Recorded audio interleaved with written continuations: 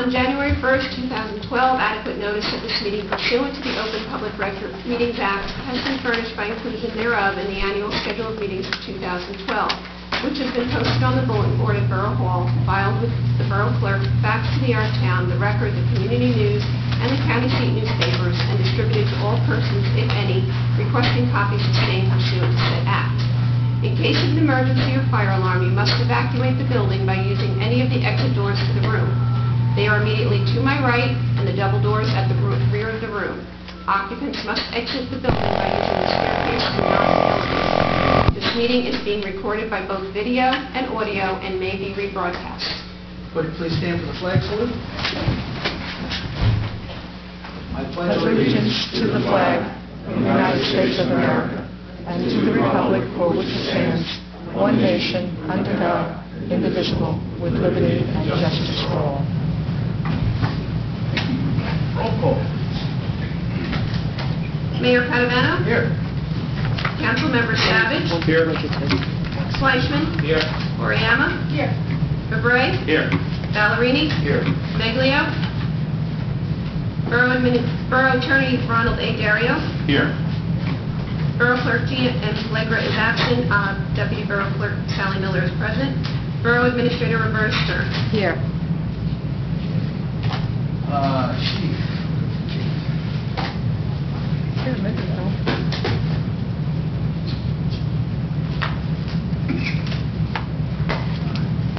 I don't have the memo. We'll take a 5-minute break. No, I left the memo downstairs.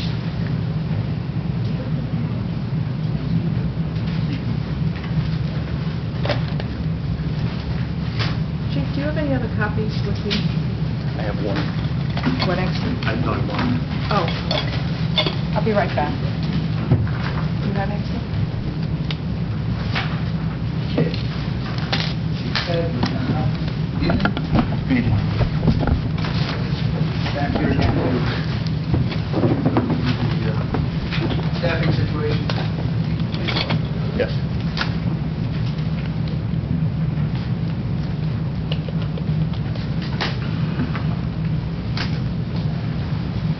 Like I said in the previous work session, that the staffing levels of the police department are getting dangerously low, I'll put it that way.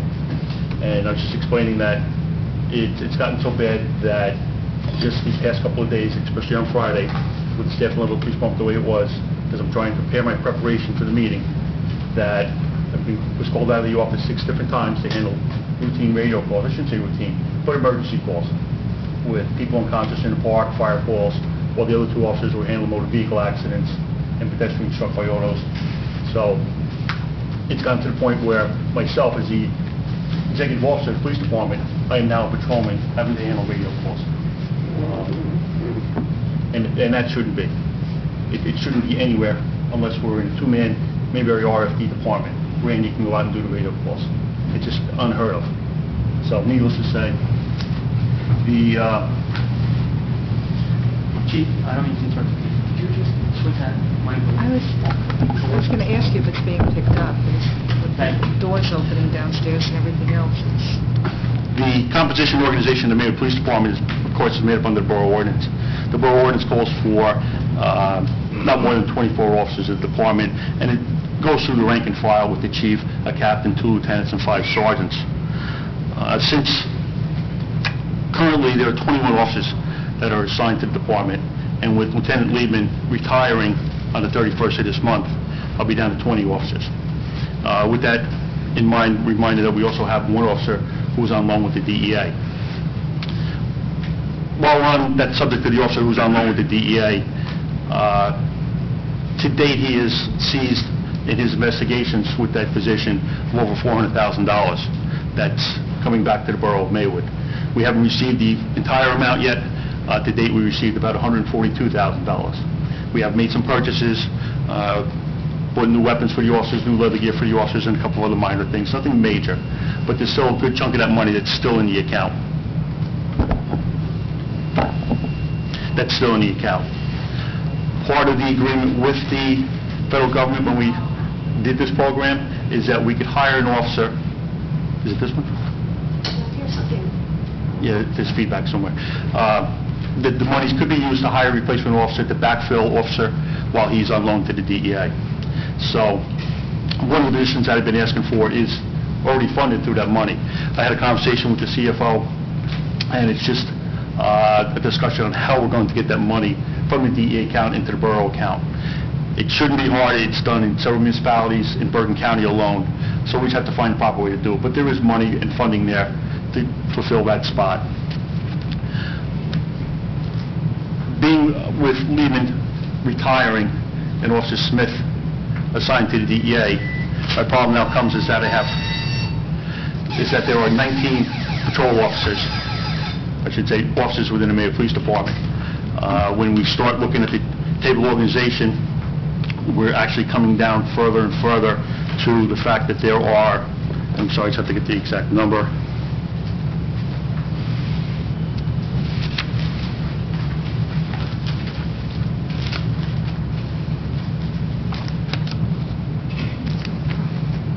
With the officers that are still assigned to patrol. There are less officers assigned to patrol because I have myself, Lieutenant Hoffman, who is administrative, doing the administrative details on a daily basis. So the actual patrol officers, their number is diminished. The amount of overtime that the borough is spending is starting to increase more and more.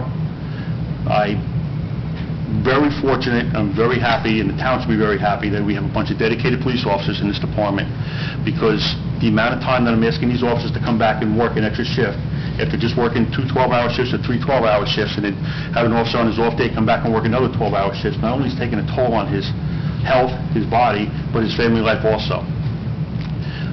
I haven't had the opportunity where I had to come back and order an officer in, which if they refuse and I can't get anybody to fill the shift, I have to.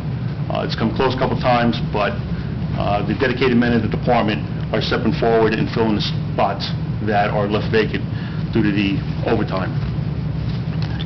So my problem now, again, is 19 officers. My problem now is another officer who is not committed but is retiring shortly. Another officer who's going to retire, I don't even know if that one's going to happen, so I'm not even going to discuss that one. But the numbers are dwindling, and something has to be done.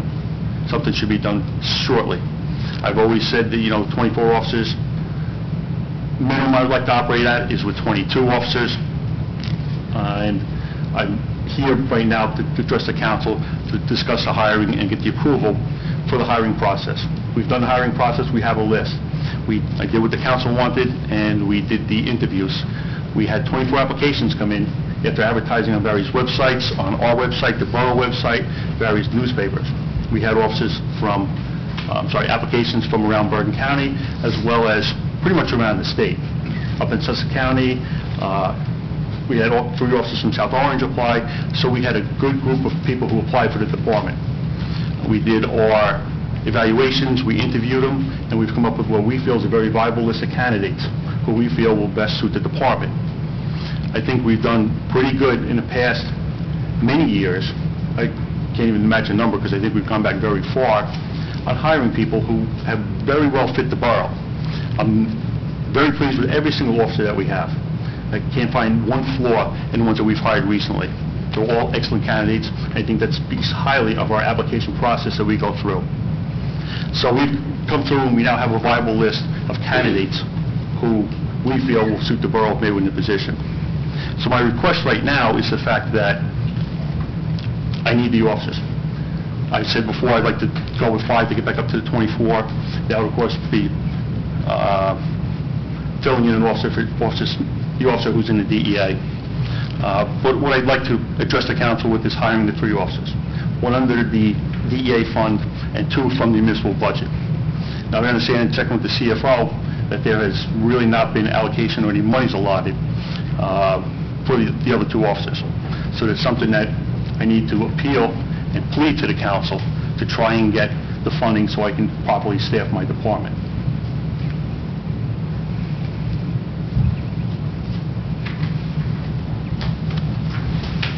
So, Chief, the one thing that I think is still unclear from my perspective is the budgetary impact of the changes that are going on in the department right now. So So I know we had an early retirement, Officer Murphy, that was unfortunate. Yes. Officer Donatello, approved by this council back in January, was Yes. his replacement, right? Yes. So Yes. from a budgeting standpoint, that creates a positive situation for you, because Officer Murphy was a senior officer. Yes.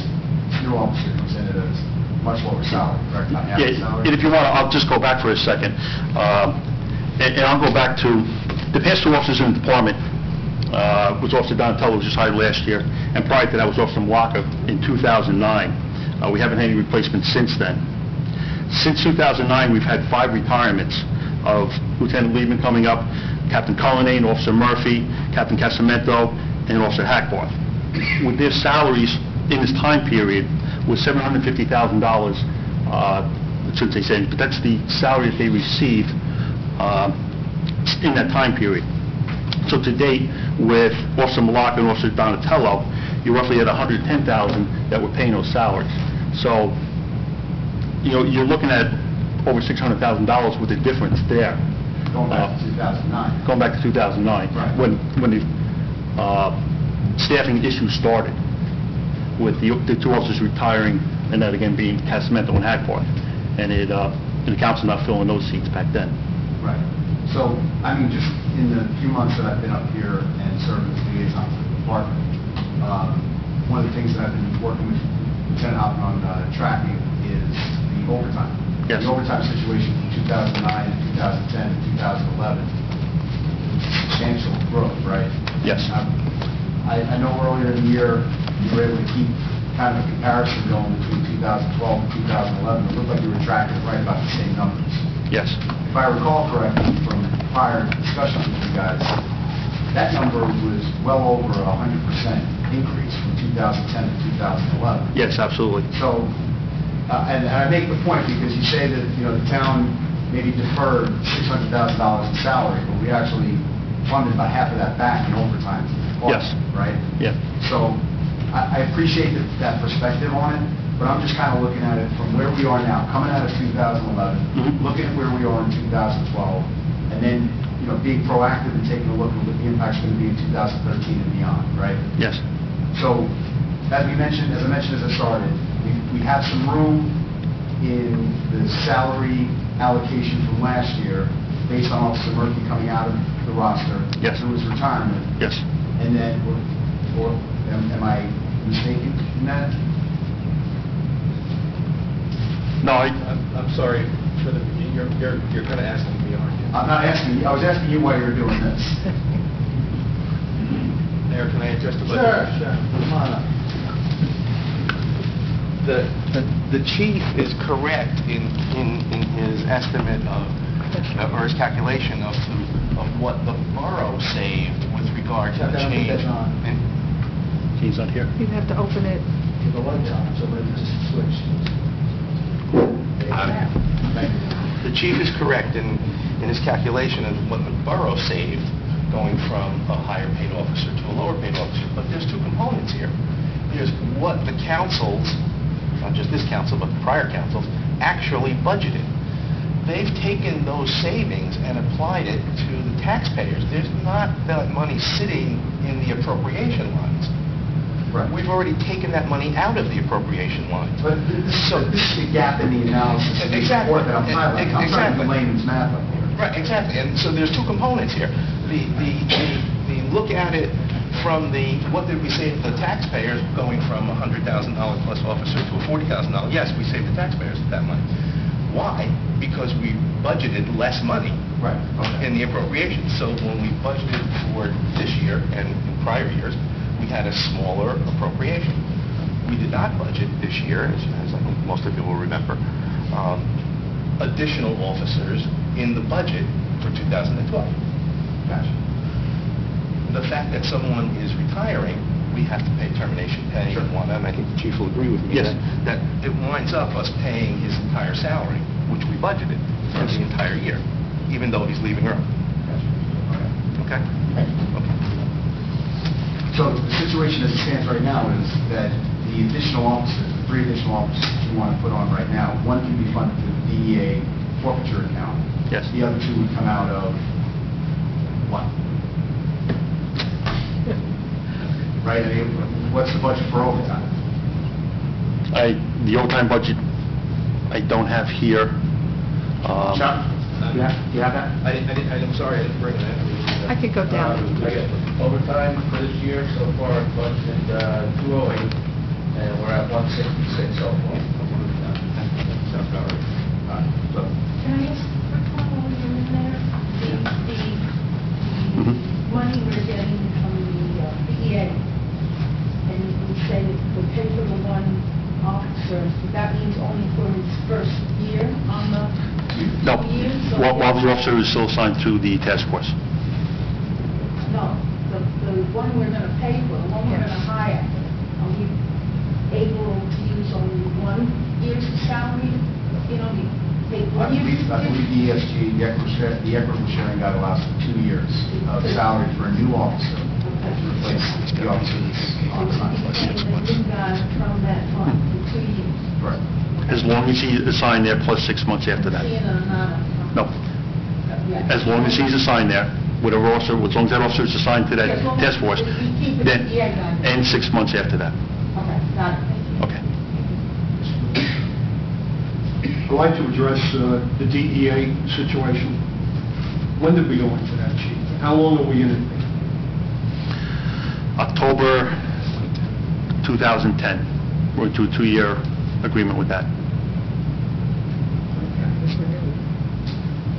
During this period of time, use a 2-year analysis, okay?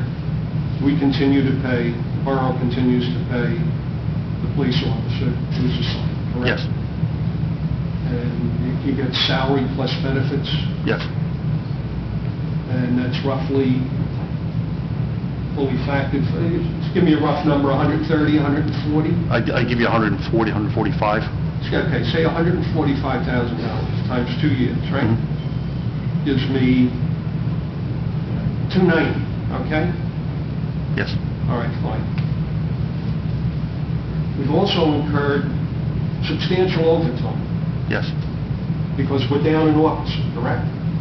We're down And a couple that's officers, yes. run into another $150,000, maybe $200,000 in overtime, okay?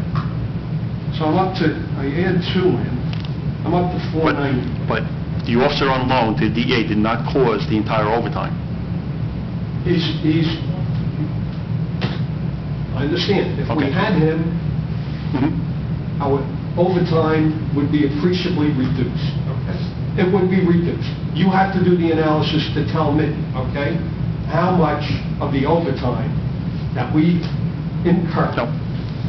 is attributed to the DEA program. That's all. Yes. And what that, I know what we have. You tell me now, we have $415,000. Yes. Okay, 415, that is it to our account. I'm looking at probably it's cost us, and whatever, you can argue the number, you can come up with the number, I asked you to do that, okay? $400,000. So, after almost 2 years, and, we may be ahead $15,000. All I'm saying, I want you to crunch these numbers, okay? Because I'm saying, maybe it's time that we get out of the DEA. No, You have to, That would be- you have to justify, before I go forward with something, that is something that has to be justified to me. The other second issue, and I mentioned this to you earlier, before, the meeting, we had asked you at the last meeting, and that was, when were you here last, the last work session? Yes. That's a month ago. Yes. Okay? We had asked that you confirm with the chief financial officer and the borough administrator as you come forward and the administration of this borough comes forward with a proposal relative to hiring new staff.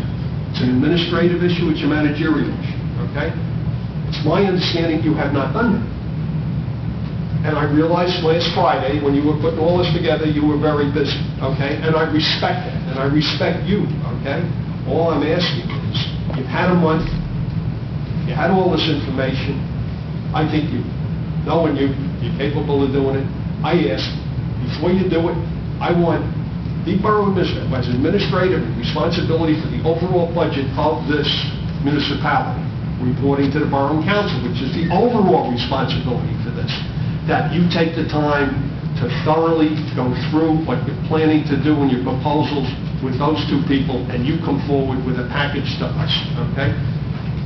Maybe this should have been done in April. Maybe it should have been done in the budgetary process. We cut a budget last month. We cut a budget. It was not easy, okay? It was not easy. I don't know where the money is right now. I really don't.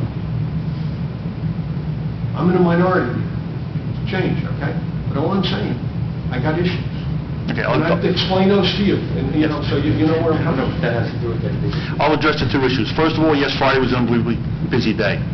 But me being patrolman is a daily issue in this department. It's not just Friday. Friday was completely out of control. But it's a daily issue with this department with the staffing level. So don't think it's just one day that, you know, I have to go out and do these things. It's a daily issue that this council has put this department into. Now, number two, the DEA funding is the fact that, yes, Officer Smith is there. And I have told the council from the first time when we started this program is that we could use money to fill his position. And his position right now, I believe, is $45,000 for an officer to fill his position, to cut down on that overtime. The money has been there, but the council has refused to appoint anybody to that position. So I cannot use your figures for thinking that we're at $400,000 to pull the guy out because we're only getting 20. That figure is way off. If anything, you're talking your 140 for Officer Smith and another 40 for the officers, so you're talking $280,000. But in that one officer is not responsible for the entire overtime budget. It's the fact that we've had officers who have retired, we've had Officer Murphy who went out on sick leave, and the council has not backfilled that, which is creating the overtime. The officer going to the DEA did not create this big overtime shortfall by any means. If we hadn't, would it have been reduced? If we had, it would have been reduced, but we had the capability and we had everything set for an officer to be in place in his position in the shift, but the council decided not to do it. I'm sorry, Chief, which council? Councils. No, the council. Councils. Councils. Yeah, I'm not, listen, I'm not, we're We're talking in this... minority and majority. No, all I'm saying at this point, I mean, it could be different, I'm just giving you where I'm coming from. Yes. Chief, Yeah. I have a question. We're talking about the $400,000 that we have there, 400 and change. Yes. At any moment in time, he could hit for a $200,000 or $300,000 takedown. I mean, there's no set number. No. I mean, and I would No. hope that the previous council administration that set this officer there took that into account. I mean, I was sitting in the audience when it happened. I was listening, and I think they took it into account that, hey, he could come back with nothing. So far, he's come here with $450. He can come here tomorrow. He could hit for a $200,000 takedown. It's not a set. It's not. My point to this is, it's not a steady increase of 25 today, No. 25 tomorrow. No, absolutely. It's a It could be $1 million tomorrow. Exactly. Yeah, we're gambling on this. That's what we're doing. You used the right word. We're We're gambling. gambling. Yes. I'm in the business of running a borough, okay? I'm not in Did you not know that you were gambling when you Oh, I said did. yes to this and That's you the said way. that? In fact, I'm not sure. I think I voted against it, okay? Fine. I've never been an advocate of this, okay? I appreciate that, but the prior administration sent him, and now we have to make a decision whether, I guess, he stays or he goes. But I mean, it's a steady flow. It was, at the last meeting, it was 300, and now it's 114. I mean, it just went up 114. It's at 314. I mean, this is... I'm looking for net, after we've done it for 2 years, all I'm saying I ask the council to consider, what is the net number? Net, okay? I know what we got, okay? To date, we have $415,000. I'm looking for a realistic number, an analysis done to tell me this is what it cost us, Chuck, okay? Chuck, is that possible to extrapolate what this specific one officer cost us in overtime? Is it possible to do that?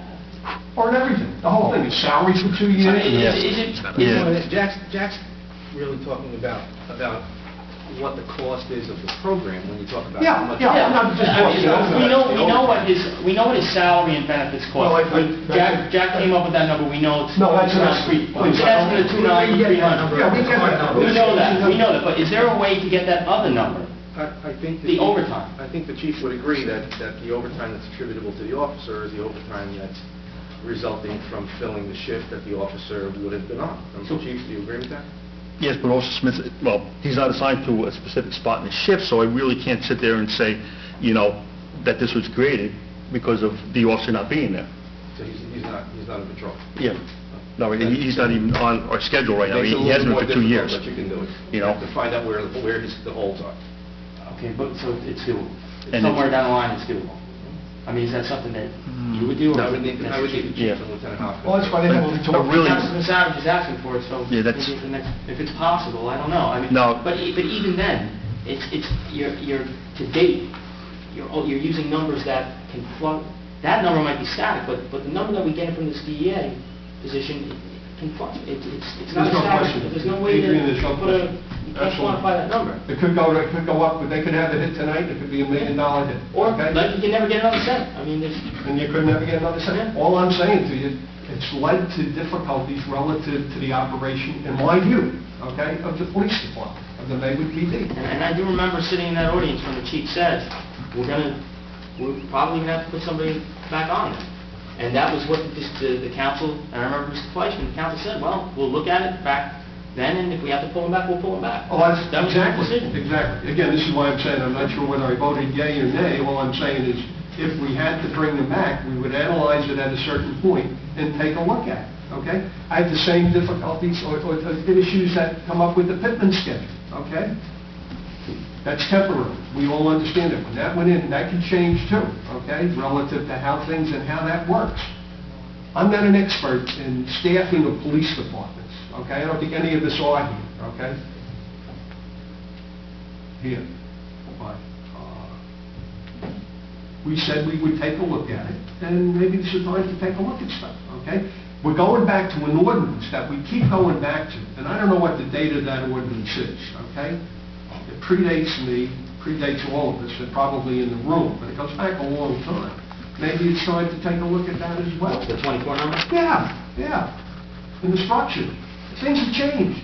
And we're still going, this is what it is, and this is, I'm saying to myself, maybe not.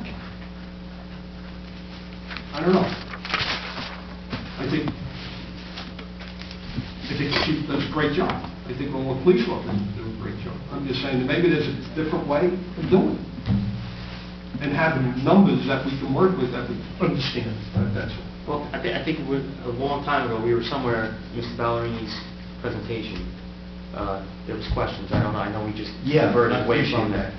Mr. Council President. There was, and Councilman Savage hit on one of the areas that I was curious about as well. I know that the Pittman schedule, temporary as it may be, is currently the way that you guys are managing your shifts, right? And just doing the numbers based on the numbers that the chief shared in his memo, there seems to be a gap there between the hours that the Pittman schedule would require an officer to work in a year and the hours that the contract says they're supposed to work in a year. The Yep. gap is about 20 days, 20 working days. Yes. So rather than spend a whole lot of time trying to extrapolate out where Officer Smith's presence or lack thereof may have caused an overtime situation, I'd be more interested in knowing where those 20 days are. Because if these guys are out, sure, if you got 4 guys on a shift, there's no impact, correct? You run a shift for 3 Yeah. guys. Yeah. 3 guys on the shift, now you're down to 2, and one of those officers gotten, get sick or injured or something along those lines, we're back to where we're running at the ragged edge. I'd also go back to the councilman's point about the fact that this gentleman is in charge of putting together the plan for staffing this department. And acknowledging that there's still this gap in the financial picture here, far be it from me, in my career and what I do for a professional living, sit here and say that when the chief comes in and says the staffing levels are dangerously low, I think that raises an alarm. And it's not anybody on this council's job to tell him that he's not doing it the right way.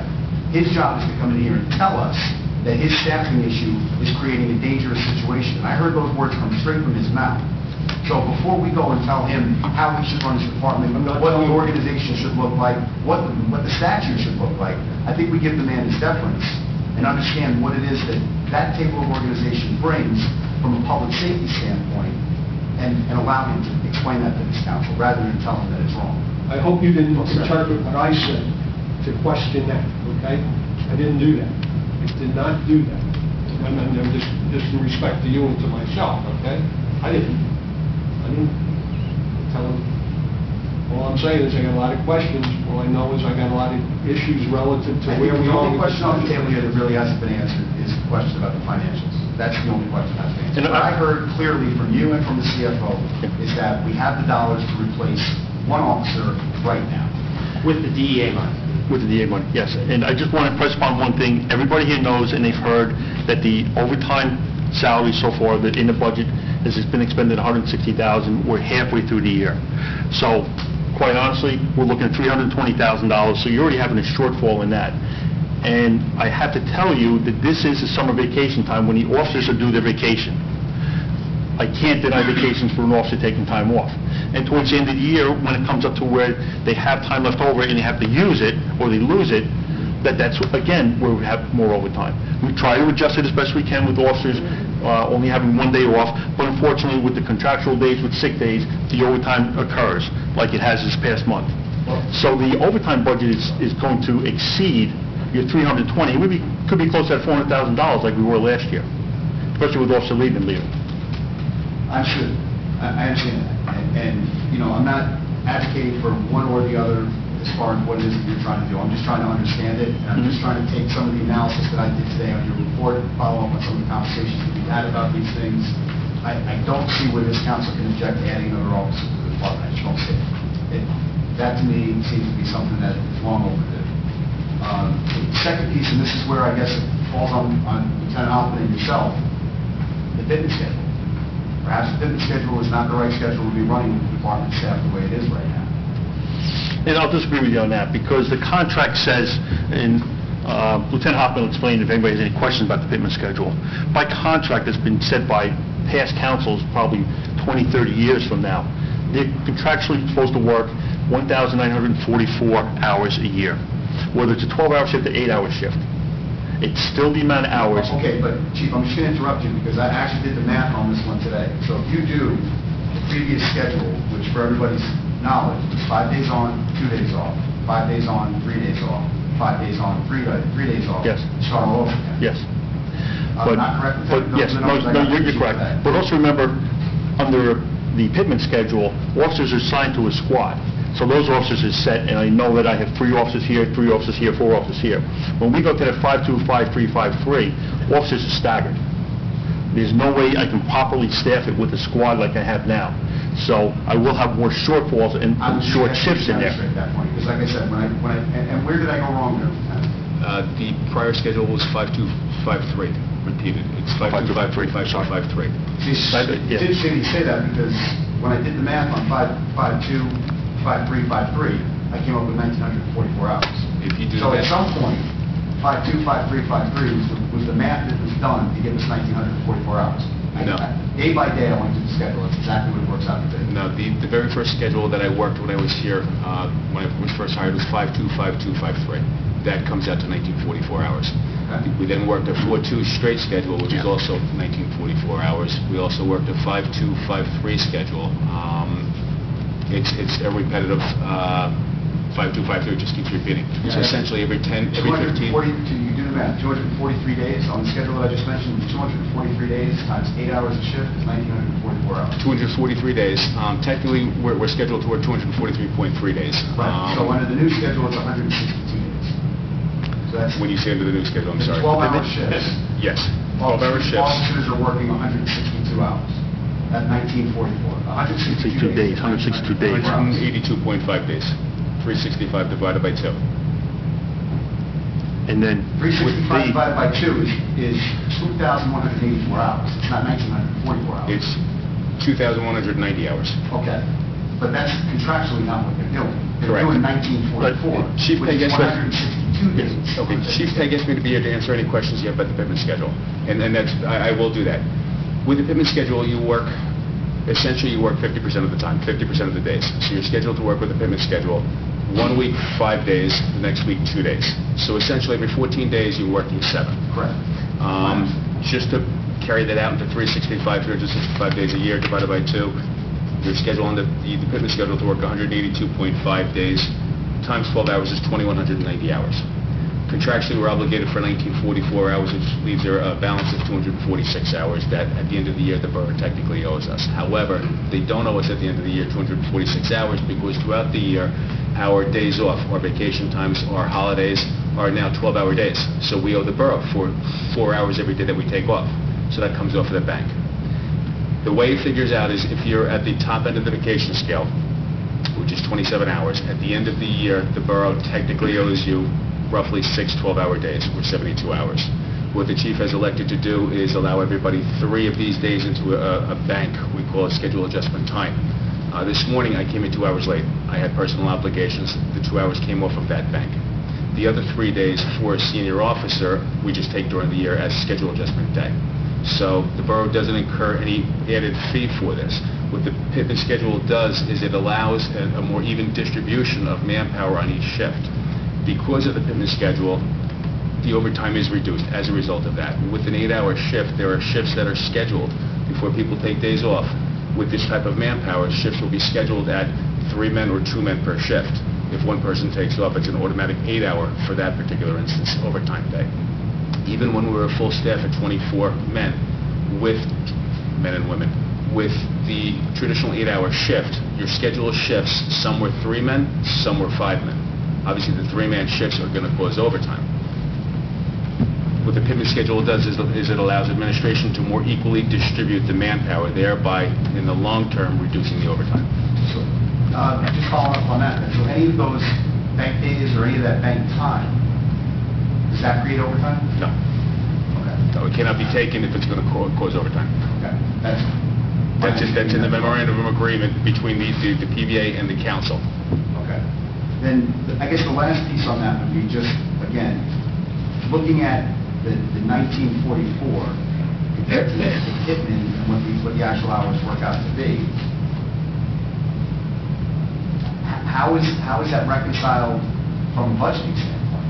I mean, my understanding is if your salary is based on this and your schedule is based on that, how does that balance out? I'm not sure I understand that. I get you guys have the time worked out. Okay, with the Pittman schedule, again, one But it week... sounds like we're paying guys to not work.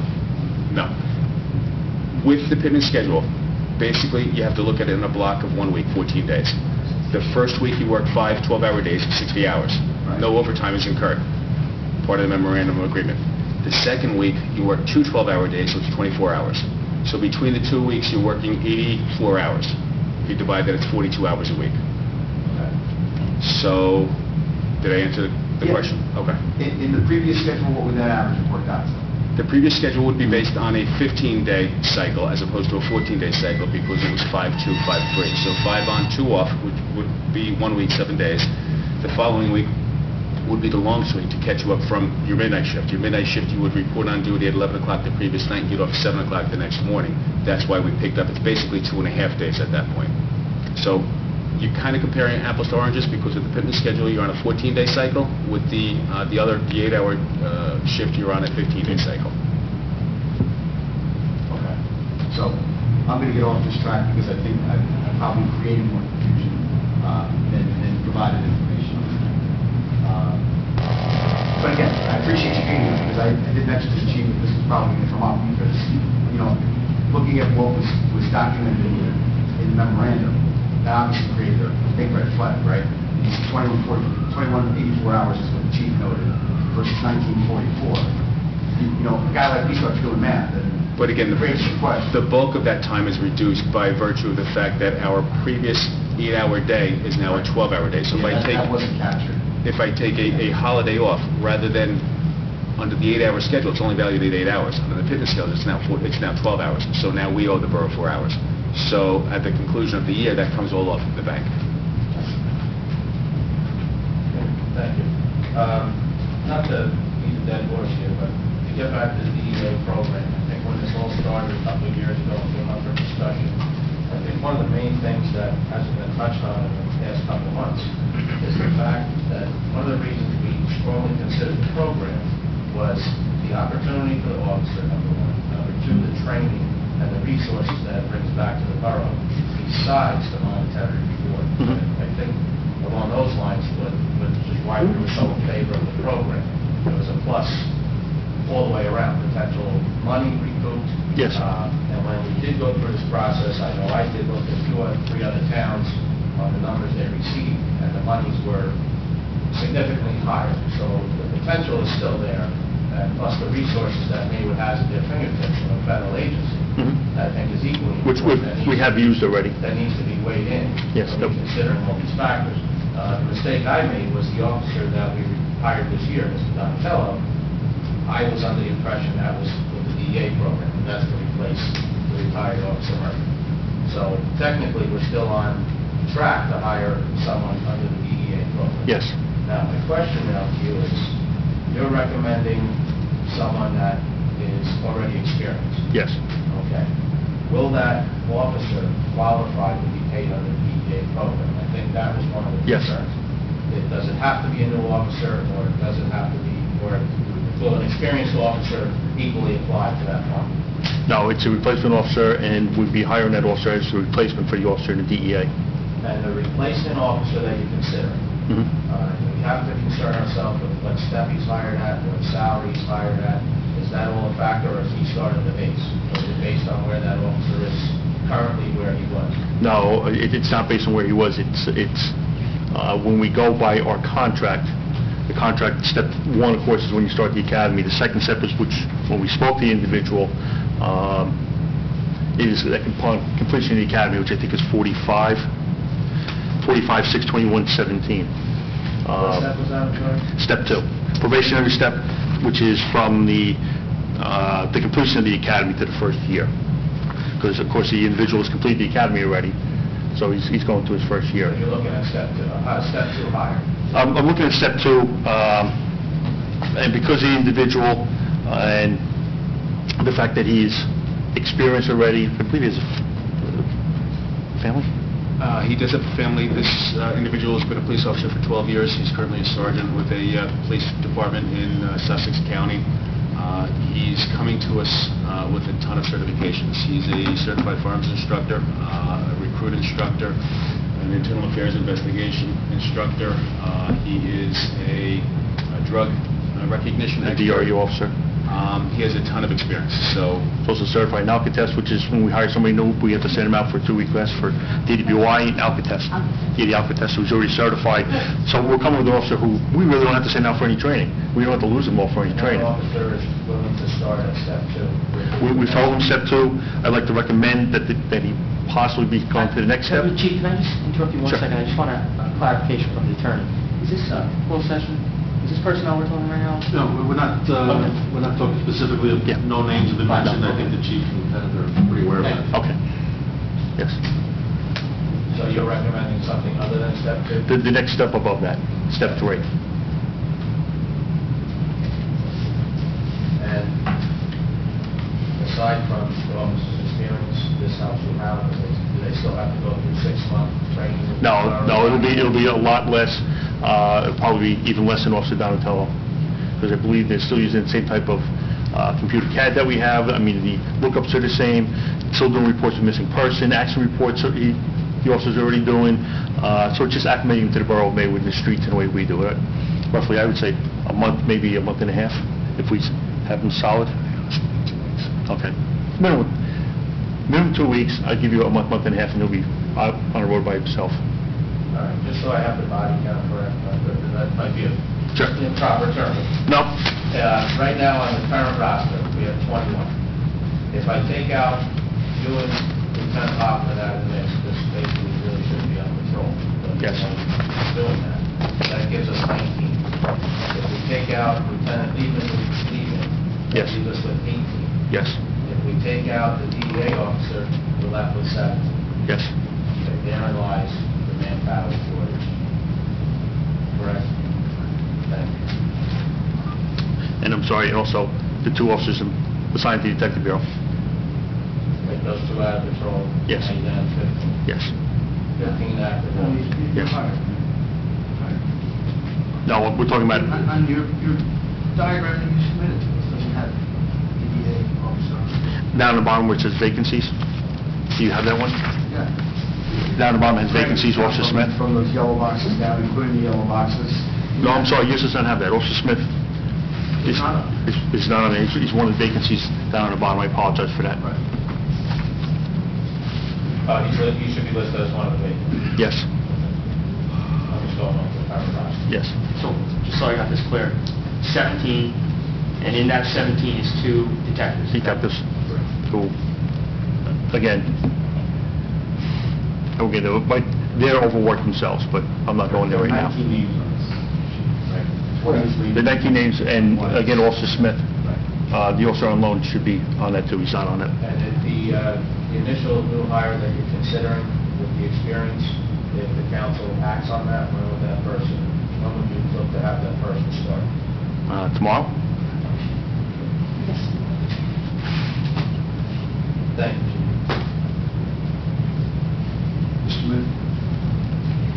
I just have one, just a comment, and it goes back to the Pittman schedule. One of the major selling points when the Pittman was instituted here was reduction of overtime. Yes. Has that been realized? It's hard to say that because staffing level's gone down since then. I can't tell you we've reduced it because you dropped the staffing level. Okay, thank you. I mean, if we maintained it, whether it be 20 or 24 or whatever, I could probably give you a solid answer. But I can't give you that answer right now. Okay. Could you, if you had time to think about it?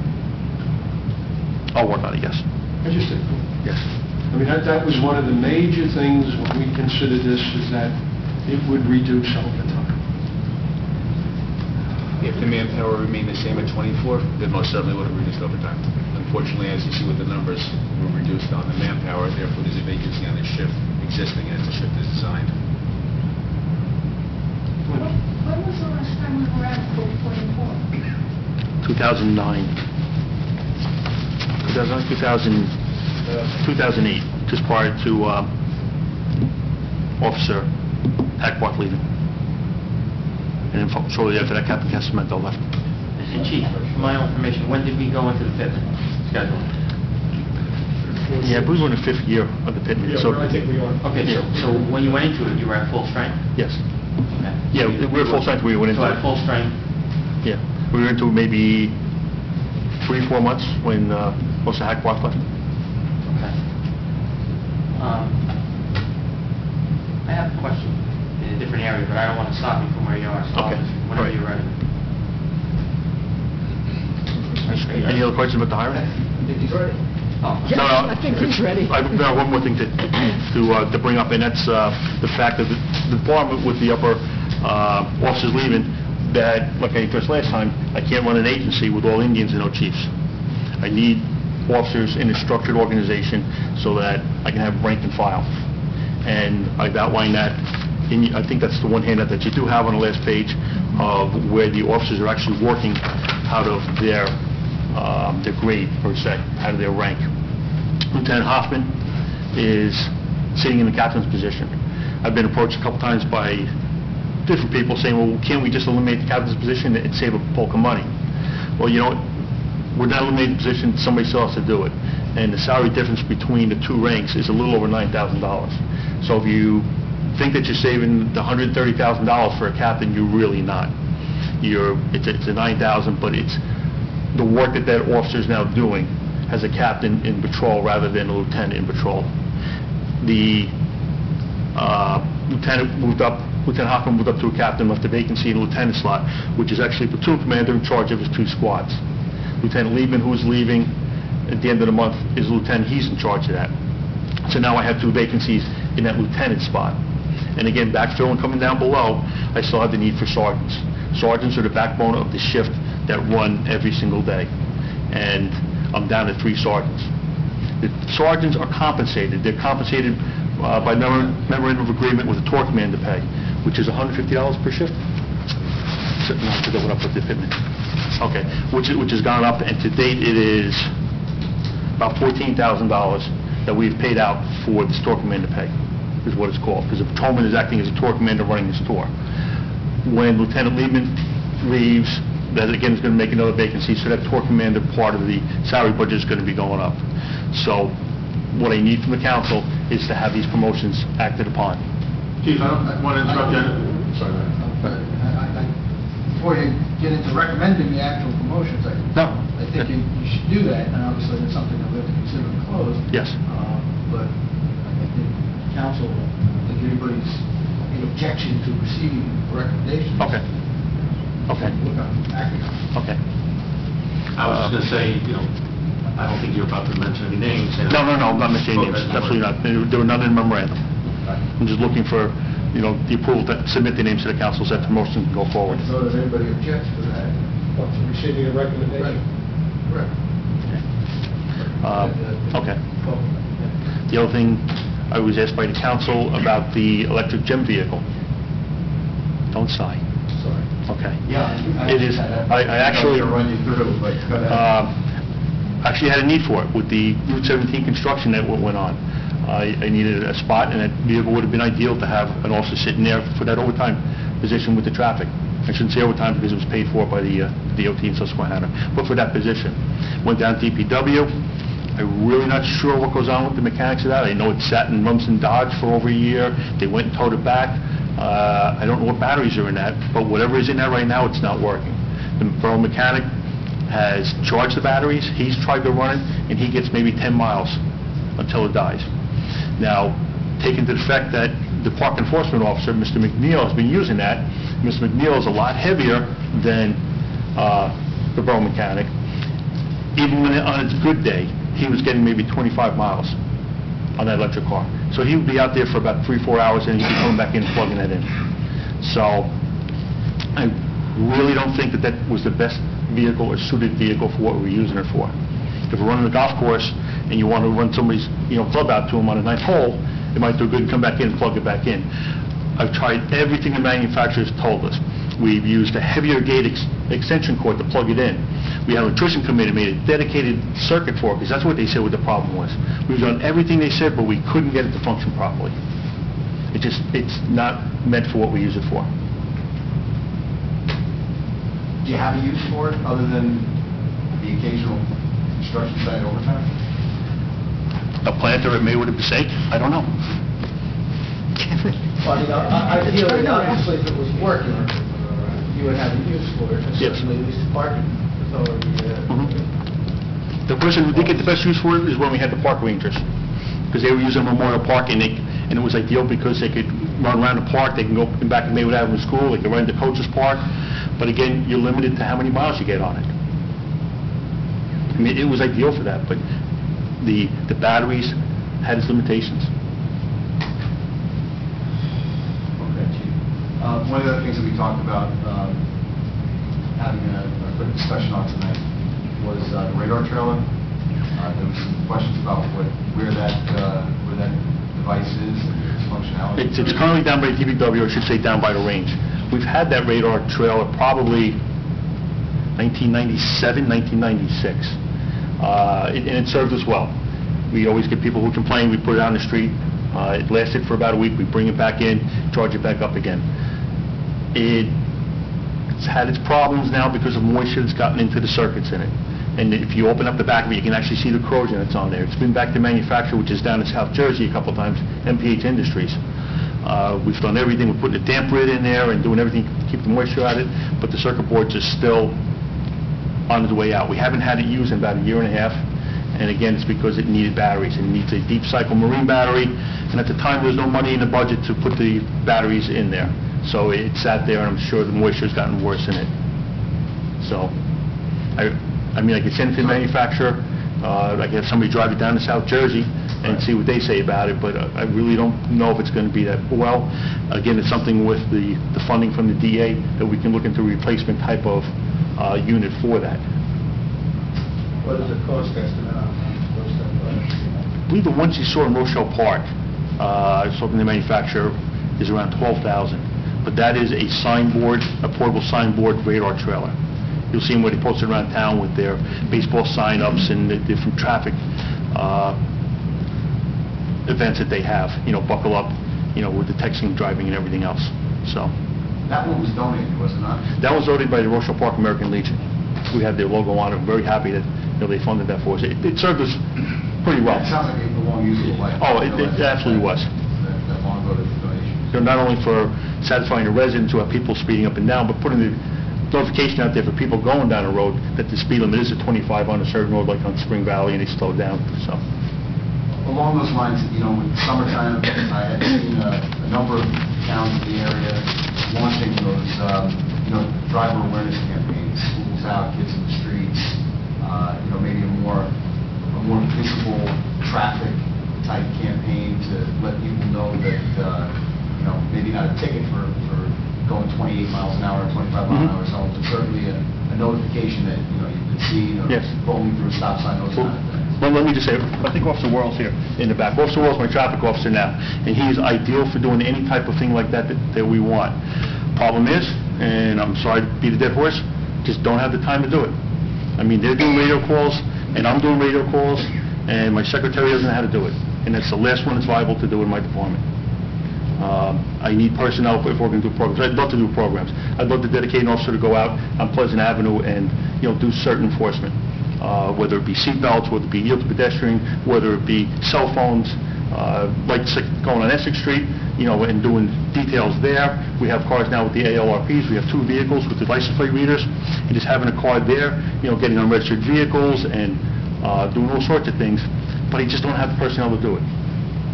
You know, I'm struggling to keep the shifts running. You know, trying to keep that down at a bare minimum. But trust me, Officer Worrell is more than happy. He goes to a lot of traffic meetings. He does a lot on his own time. He sets up traffic for a 5K run, for the 4th of July parade, for the fireworks. Officer Laban helps him with that. And if I could get him more time, he'd be dynamite doing a lot more jobs.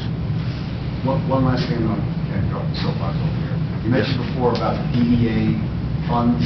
Yes. I got to tell you, I'm disappointed to hear that we still don't know how to transfer those funds. That's just a phone call away. I mean, I don't believe it's going to be a hard time, because it's done in many other municipalities. And I was just talking to the CFO about it. We'll have that addressed by tomorrow. That'll be rectified. And also, you know, along those lines, the number of ideas that you've had, you've got great ideas for how we can use those funds beyond just what we're talking about doing with the Yes. salary. I'd like to see that in the form of proposal as well. Yeah. You know, the ideas, the cost estimates, et cetera. Because I know you've been fielding some proposals for security cameras and things along those lines. We're still waiting for actually a second vendor, because one of the main topics we want to address, of course, the security cameras on Pleasant Avenue, with the issues that go on there, especially during the summer months. And we spoke to one vendor who's local. They gave us an idea. Sergeant Korn has been handling that, and we spoke to another vendor down at the Police Expo. We're waiting for them to contact us through Honeywell and to get some more ideas, so we have a plan that we can go out and put out for bid. You mentioned before that you had already used some of the funds? Yes, we've used some of the funds already. We've purchased, actually, the second ALRP, the automatic license plate reader for one of the patrol cars.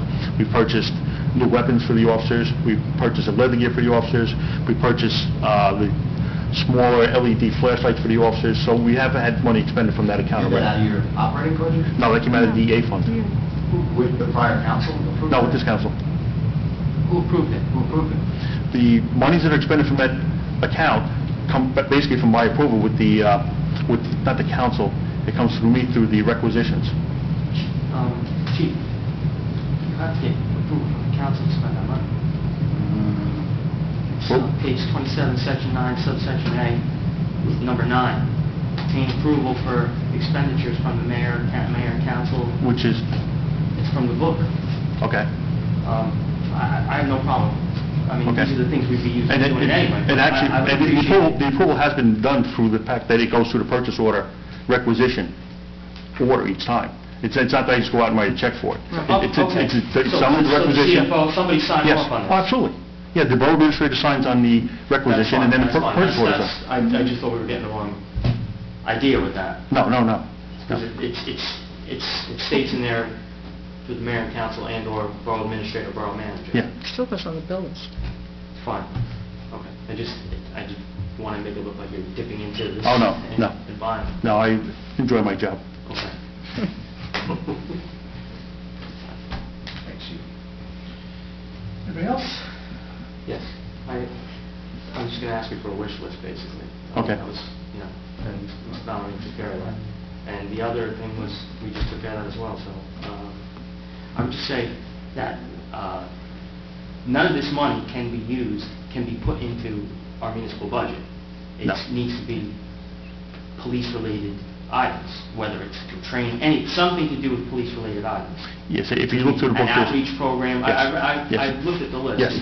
But, so this, I remember being in the audience, this was, even if you guys recoup $1 million, Mhm. not a cent of that can go into the operating budget No, not in the to operating defray budget. any costs No. other than a replacement police officer.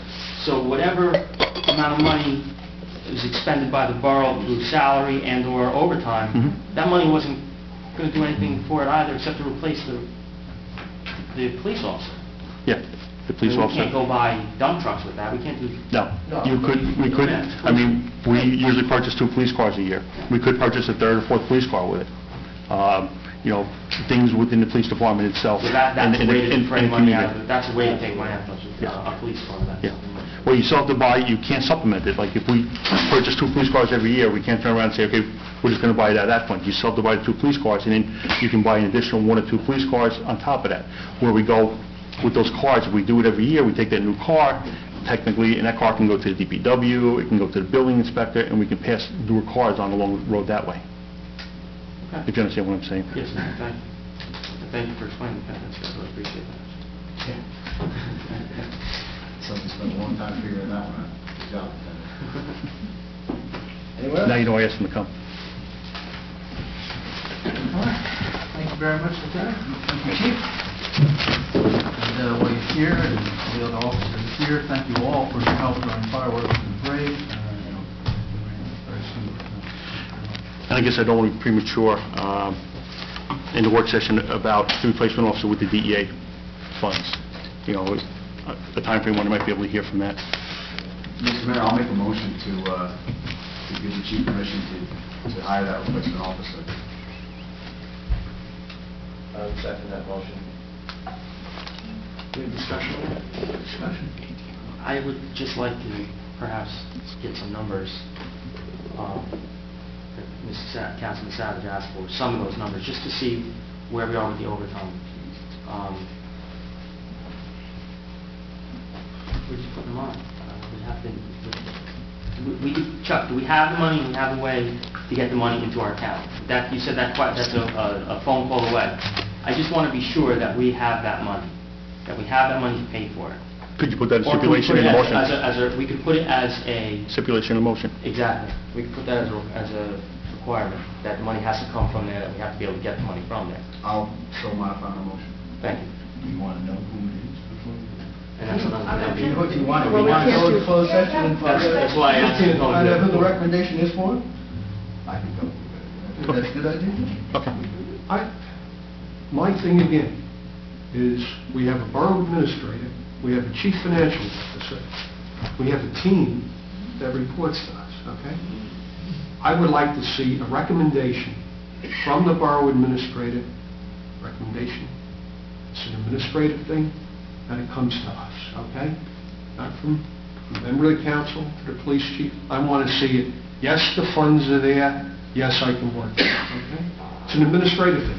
Realize it has operational implications, but it's an administrative. I just asked that. I understand what you're saying, and that's why I want to make sure we have... Yeah, no, I agree with you, Adrian. I just But want to I see, think- I I want to know that it's... As long as it's contingent upon the money being there, that's what we're using the money for. That's what the program... I mean, I have to say that the chief and I have had these discussions, and I'm as satisfied as the rest of you that if the stipulation and the CFO and we work out the details about the rest of this money, I have no problem with it. I think it's the right thing to do.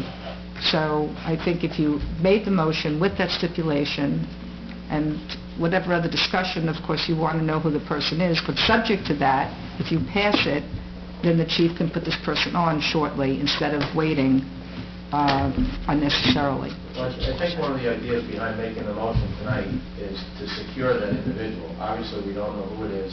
We haven't seen the Right. paperwork. The chief was only asking for that. I think this secures the individual, that the person is not going to be appointed till the next meeting anyway. So within that 2-week period of time, I think the council will be able to review a resume or information from the chief and the administrator, and the financial part of that will all be worked out prior to the next meeting. But I don't think we want to lose the individual that the chief is considering. Is that a possibility, that we might lose him? Is that what you're saying? I mean, I've known he's applied elsewhere. I don't having a conversation if he's actually looking for any options. Did you narrow it down to 3 or is it just 1 that you were going to recommend? I have a list 1 to 10. So, Are you- and I'm looking for are number you 1. giving- It was my understanding in closed session we were going to hear a recommendation of top 3 or something along those lines. I can bring you top 3, yes. I'll bring you the top 2. Do we want to go into closed session now and hear it? Or do we want to? Yeah, resumes and info like that? Yes. Yeah, that stuff. Yeah. Yeah, Lieutenant will get them if we need them. So I guess maybe just continuing on the discussion here, my motion was to give the chief the authority to go ahead and extend that offer, but Right. to Councilman Fleischman's point, that doesn't necessarily mean that we're appointing individuals, right? Does it? Well, let's clarify that then.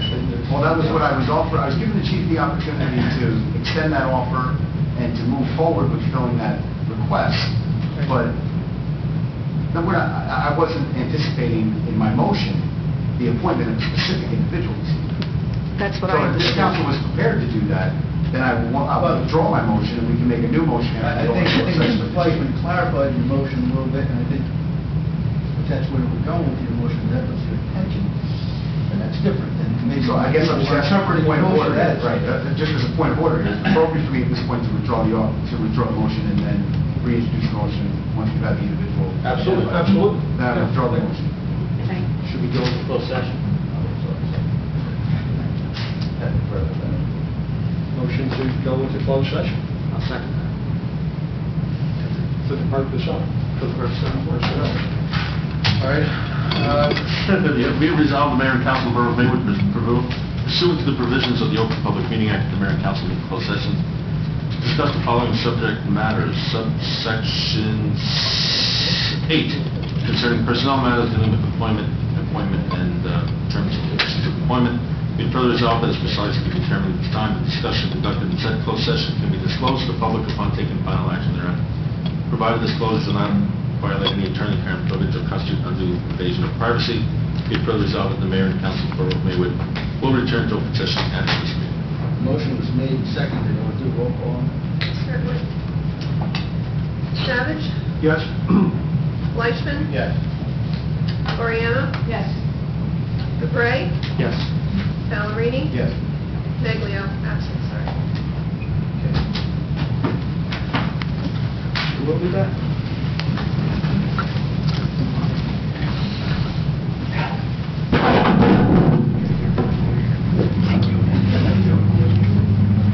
Motion to go back into the regular order of business? Second? All in favor? Aye. Against? All opposed? All right, do a roll call so that who's here.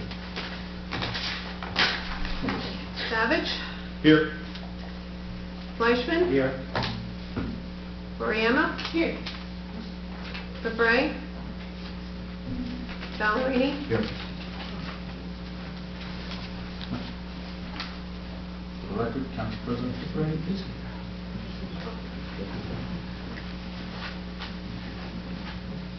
All right, as to the issue, your motion was withdrawn.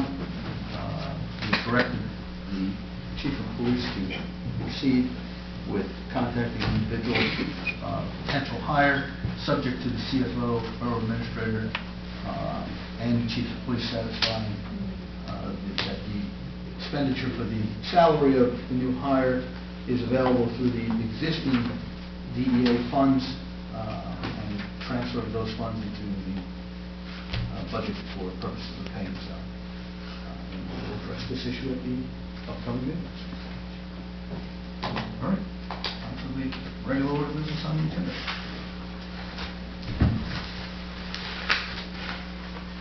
Public hearing on pending ordinance, option of ordinances.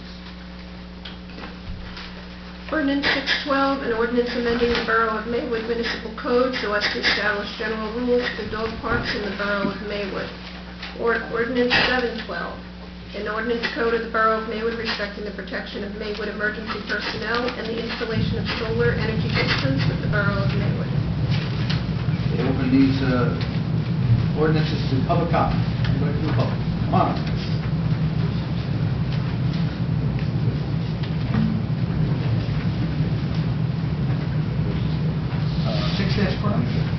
6:50.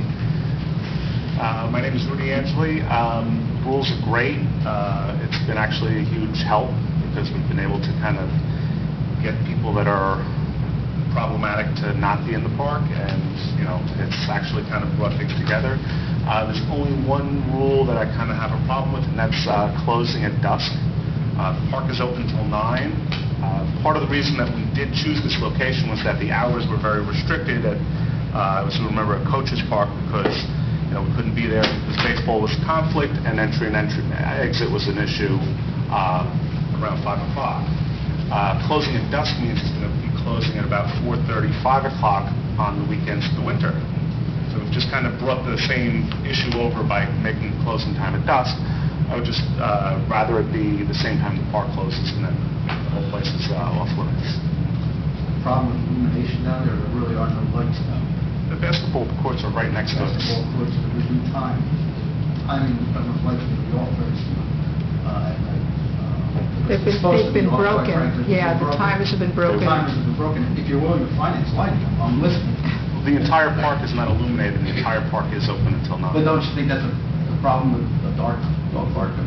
Will that make any security difference? issue, or? Oh, just, from you. We're pretty safe. We've got dogs with us. We're not vulnerable. They have good vision in the dark. It's just that, it's like I said, you get home from work at 5 and it's closed. The entire park is open until 9 o'clock, illuminated and dark areas. Thank you. Anybody else? Okay. What is this for?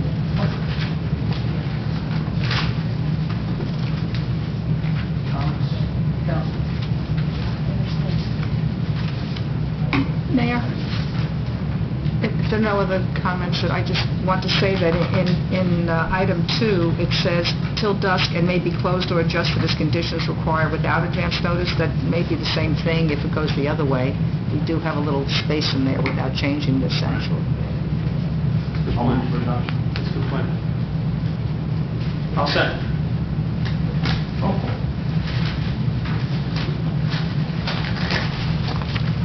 Savage? Yes. Fleischman? Yes. Oriana? Yes. Bavray? Yes. Ballerini? Yes. Be it resolved by the Mayor and Council of the Borough of Maywood that ordinances 612 and 712B, and they are passed upon second and final reading, and that the Borough Clerk is hereby authorized and directed to advertise the same according to law. Correspondence for the Borough Clerk. Obviously, our Borough Clerk is not present today due to injury. We're hopeful that she's doing better then. But our deputy clerk is here, so any report? I have no correspondence or report this evening, but I do wish Dean well, and I hope to see her back next week. Okay. Borough Administrator. Just a couple of things, Mayor, and I don't know, Mr. Fleischman, if you're going to talk about the pool, then I won't. Okay. Just information purposes, as of July 6th, last Friday, we had 723 memberships for a total of 1,877 people, children, adults, and seniors. It is a little bit less than last year's membership at this point, but the swimming lessons and swim team registration is greater than last year. And we're kind of guessing that with the monthly people who come in August, that we'll get closer to where last year was. But we're off about 200-something actual people and about 43 memberships. No real answer for that. We had a pool meeting last night, and we're not really sure why that's happening.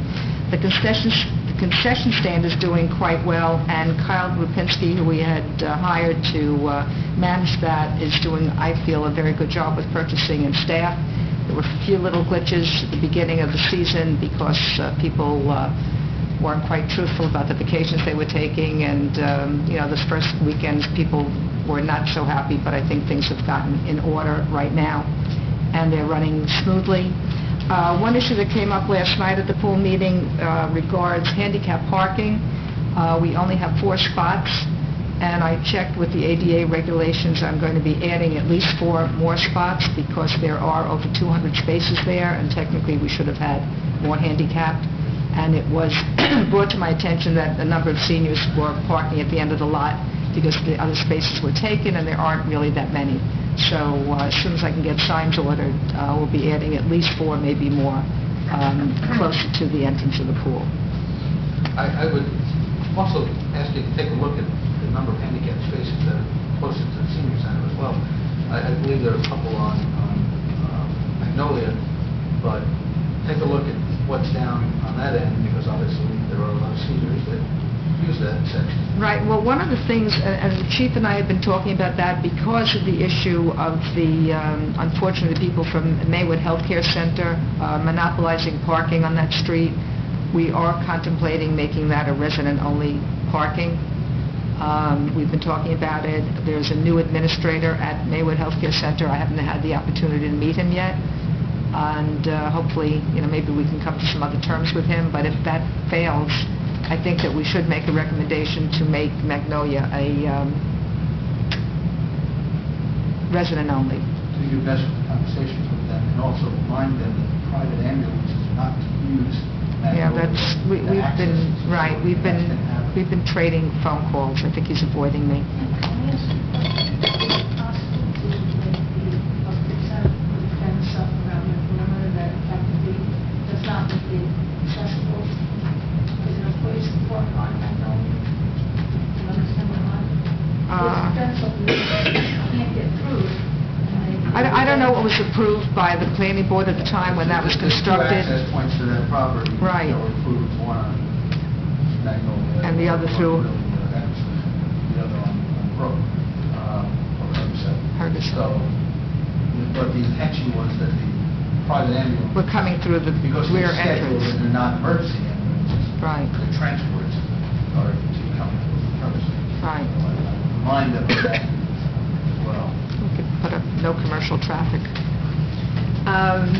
One of the other issues that came up, and we're going to be looking into it, the walkway that goes from the parking lot at the pool down to Coaches is pretty dark at night. We were sitting out there last night for the meeting, and we're going to look into do some kind of illumination to make that a little bit safer to walk back. And I was thinking of either solar lamps, possibly, rather than running electric line, but we'll take a look at that and see what we're going to do. I have something that I'm going to hand out. There's a program that the county used to run, and then they stopped doing it. It's for a prescription card at no cost to anyone. The town decides to do it. Cards will be produced that have the Maywood logo and name on it. And this gives you a lot of information, but you can look it over. Maybe we can take some, talk about it at the next meeting.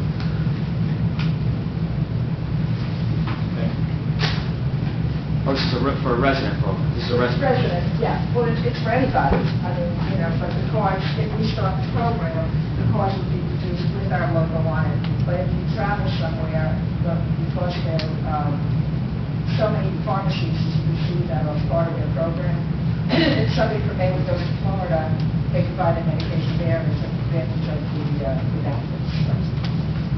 And that's it, Mr. Mayor. Any reports? Savage. Nothing to report today, Mr. Mayor. Ms. Oriana. I just want to thank the DPW employees and congratulate them on the job well done on the 4th of July and the Fireworks. The fireworks, thank you. They had to take the class to be able to set up the stage for Elvis, and Elvis was great. And the park was cleaned up quickly. After parade, it was cleaned up quickly. And they made sure the ball fields were ready for the games on the next day after the fireworks. I want to thank the DPW guys for your job well done. That's it. Thank you, Mr. Mayor. Not to belabor the pool so much, but the pool is in great shape this year. A lot of maintenance issues have been addressed since the beginning of the year. A lot of updates, some cleaning, upgrading, and some updates in the concession stand, updating the fans and things like that. And the management there is doing a great job this year. Staff is very well trained. The pool has been kept very clean. The locker rooms, the grounds, the tables. They've really done a great job so far this year, doing an excellent job. The water quality passes every water test. Chemical-wise, we're in great shape. Also, I'd like to just mention that the swim team is doing tremendously well. They're up to 160 members. They've pretty much been undefeated for the past 3 years. They won their first meet on Saturday. Their next meet is Wednesday night. They're one of the biggest teams in the league that are around. Paramus is the only other team that has a bigger staff. They're up to about 190 swimmers. A lot of towns don't want to compete with Maywood anymore because of the size of the team and how well they're coached. So great job to all those people as well.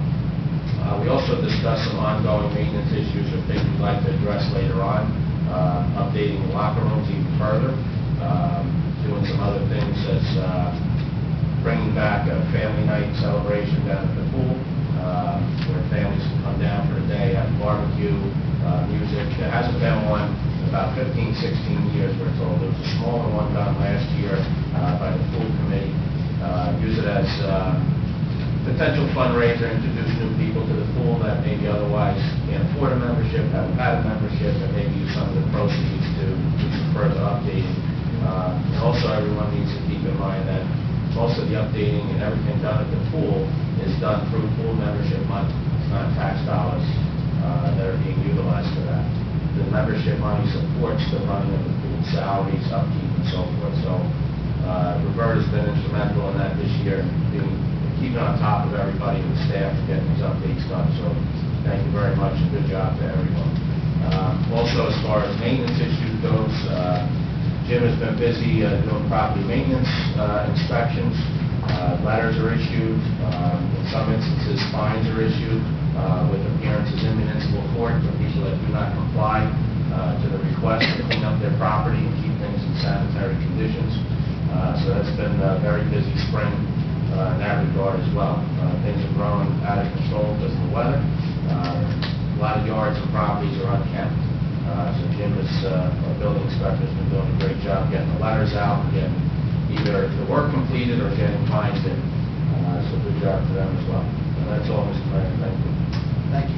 Mr. Fleischman, just the next shade tree commission meeting, if you could ask Mr. Trapp and the committee to potentially take a look at the 4 pine trees that are out front of this building and make a determination on whether or not they can be transplanted, and if they can't, I think we're going to have to do something to remove them because they are certainly wrong trees for that location. They're overgrowing themselves silly at this point. So you guys can take a look at that, the potential for transplanting. I know they're rather large trees at this point, but whatever recommendation maybe the committee can make. Address that when George gets back from vacation. Great, thank you. Ballerini. I have nothing tonight. Council President, ready. Thank you, Mr. Mayor. I'd like to thank all the men and women who volunteered their time to make the fireworks and the parade such a success. Your fire department, your first aid squad, fire police, OEM, DPW, and the police department all worked together to make Maywood's Independence Day celebration safe and enjoyable for everyone in town. It was a real great day, both of those days. I would like to give a special thanks to Chief Gary Newman, who made sure that the trucks in the parade laid off the air horns this year. That was appreciated from up where we were standing. Our Congressman Scott Garrett was at the firehouse after the parade, and he met with many of the residents as well as Chief Newman and Chief Pegg and some of the firefighters. With regard to the first aid, it's with deep regret that I announced that the passing of former first aid squad member and police dispatcher Gary Koulis this past Saturday, July 7th. Arrangements are as follows. There will be no viewing. There's a graveside service will be Wednesday, tomorrow, July 11th at 2 p.m. at the Garden of Memories located at 300 Soldier Hill Road in Paramus.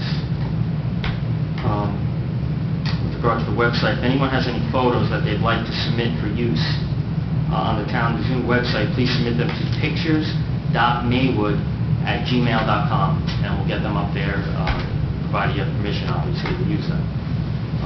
The dog park, we have 2 signs that are up with the rules, and weather permitting, either next week or the week after, we're going to have the clerk and myself will be up there, and we will be allowing people to sign up for the dog park tags. So as long as your dog is registered and licensed, you have proof of that, we'll be issuing the tags there just for a one-day situation. But maybe that'll be a little convenient for some people. Mr. Mayor, that's all I have right now. Thank you. And obviously, the tags are going to be available through the clerk's office, correct? Yes, thank you. Other than that, you can go to the clerk's office and get the tags as well as you get the license. Thank you, sir. All right. The mayor's report. I'd like to echo everybody's appreciation for the efforts of everybody who participated in the parade. Certainly, the parade committee did a great job this year. And thank Borough Administrator for securing the fireworks with the new company this year, and for handling the fundraising issue with the fireworks. We collected more, I think, this year than in the past, and that's a great thing. It was a great show. Special thanks to our local corporate sponsors, Myron Manufacturing, Ed's Tavern of Saddlebrook, Park Avenue, Motor Corp, Community Bank, Joseph Muscarelli, Steppen Maltworks Products, Neglia Engineering, Vornado, and Ms. Catherine Feckner, and all the citizens who donated to this year's fireworks. It was a great show. The live entertainment was great. Thank you, Council President, for securing Elvis, and Dr. Dubious, the band that was there. I think that was a nice touch this year. And everybody who participated, the Girl Scouts and the American Legion Auxiliary for making food and drinks available, and to the PTO for serving the ice cream to the children who marched in the parade, and to Maywood Market for sponsoring the ice cream. And certainly, to echo Councilwoman Oriana's praise of the DPW, they did a very good job. They were the last to leave on the night of the fireworks, and they cleaned up everything, including the barricades. And certainly to our police department, volunteer ambulance squad, fire department, fire prevention bureau, and fire police, who all did a great job on both the parade and the fireworks. And again, to the fire department for their servicing of the hot dogs and providing hot dogs and sodas after the parade. Also, I'd like to thank last time we were here, we received a donation from John's Landscaping to the Streetscape landscaping project, and that was well appreciated. There was an Aaron Kelly fundraiser that took place on June 28th. There were at least 400 people from town at the Maywood Inn. It was a great event, and it really epitomized our small town, getting behind somebody who was going through a difficult time. It was very nice to be part of that and see the town come together for that. Also, like to thank Lodi for providing their bus for a couple of days while ours was out of service. Our bus is back in service. And our grant writer is working on a grant for the EMS and the fire department now to obtain funding to install a no-smoke system for both this building and Peerless, and as well as to work with the Chamber of Commerce for some signage along Safe Street and Maywood Avenue to direct people towards downtown. So those are two of the projects that we worked on right now with the grant writer. July is Park and Recreation Month, so I'm calling on this council to look towards improving our parks, especially Memorial Park. And I would recommend that we talk to the grant writer about potentially getting some swing equipment, playground equipment for Coaches Park, the area that was previously designated for the dog park but is now vacant. Potentially we can turn that into a good area for swing sets, and also potentially turn two of our basketball courts at Memorial into potentially tennis courts. I think that would be a good project and better utilization of that area, and maybe that's something we start to talk about. Whether or not we can get some grant funding to do that. While we're on the issue of grant funding, our grant from the Home Depot has come through for the community garden. The Home Depot is paying, the borough is going to give a grant to the borough in an amount of $3,300, which is based upon the Green Team's submission of a itemized list of material that is necessary to construct the community garden. I'm going to meet with the Green Team. We're going to select a date in August where we'll construct it and look for volunteers to help with that on a weekend in August. The Home Depot is also going to provide workers to assist us in the construction of these community gardens. So it's a good thing. It's not going to cost the borough money, and it's going to be a great project for the borough. That's about it. I think Councilman DeBrey talked about the website. The website, we're just looking at this point for a few more photos, and we should be going live with that relatively soon. The text has been input. It's a matter of getting some photos retaken and new photos submitted. And Councilman Hanamy, Maywood Fire Police, is presenting a stand-up comedy night on September 22nd, 2012 at the American Legion. Doors are opening at 7 p.m. $25 donation. Tickets are available from the Fire Police members and at Moondoggie Coffee on Pleasant Avenue. That is all I have. This time, open the meeting to the public. Anybody from the public? Okay, close the meeting to the public. All right, Mr. Chip.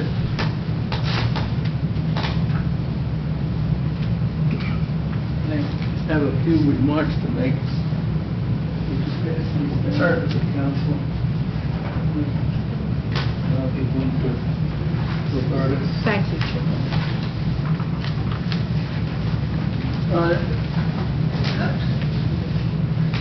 Jim Sabus, 644 Wyoming Avenue.